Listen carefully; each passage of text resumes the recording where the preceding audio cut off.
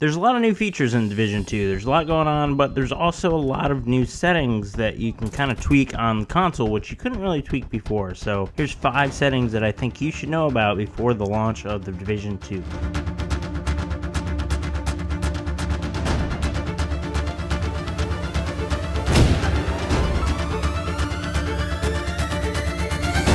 Hey everyone, it's Matt, aka Tech Ranger, and today we're going to look at these 5 settings. I actually just kind of found them by just opening up the settings menu when I started the game. Every game that I play, I immediately want to see what things I can change. I thought these 5 would be pretty interesting to know ahead of launch of the Division 2, because right now the beta is going on. Obviously, if you're watching this after the beta, it's not. We kind of get a glimpse into these settings and what might be there in the final game, which most likely will be the case. Anyways, that's enough setup. Let's look at the settings.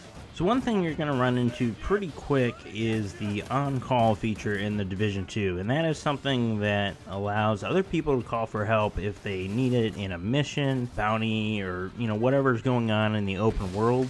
So all you need to do is disable that, and how you do that is basically when you get the call to help somebody out and you're like, I wish I could turn that off, you can. You just open up the map and then you can go over to the SHD tab, which is just a couple tabs over on the map, by hitting the right bumper on your controller if you're playing on Xbox, and in the bottom left hand corner there you can disable the on-call feature just by holding X on the Xbox controller.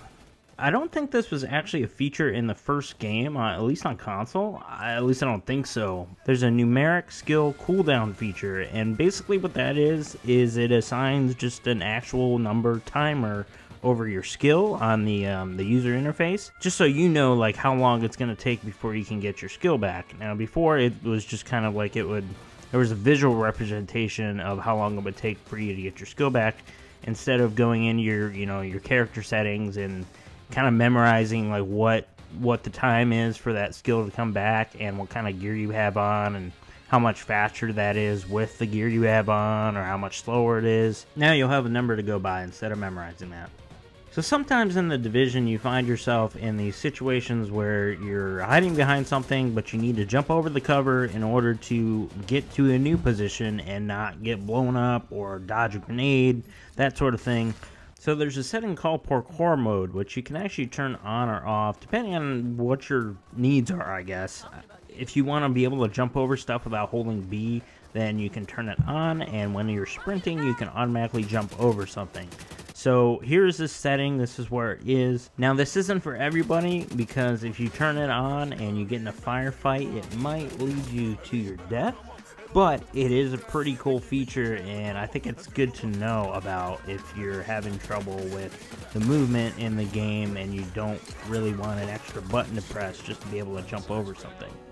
This next one is pretty self-explanatory, but there is an actual option. You probably picked up on it in the last clip, but you can actually make the fonts larger and also increase the contrast to the UI if that's your sort of thing, and it basically adds like this black background to the pack. So this is pretty helpful if you're playing at night, but I did notice that it kind of stops with the menus. Like if you're doing your inventory and that sort of thing, you're not really going to see that large font unless you're in the settings menu.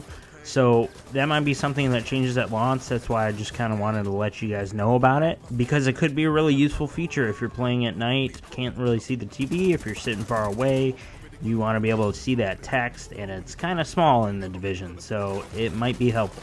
So the last feature I want to let you guys know about is that you can actually customize your heads-up display, the HUD, and it's pretty cool, and it's pretty involved. You can actually move around, if you're playing Conflict, you can move around the enemy team kills, your kills, at that bar at the top.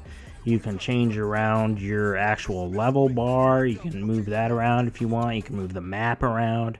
And it's pretty intuitive, it's easy to figure out, but there's actually certain elements in each area that you can change, but definitely mess around with that if you guys want to have kind of a different look to the way the UI is displayed on your game. This is something that wasn't available on consoles before, so it's pretty neat that they included it on this game.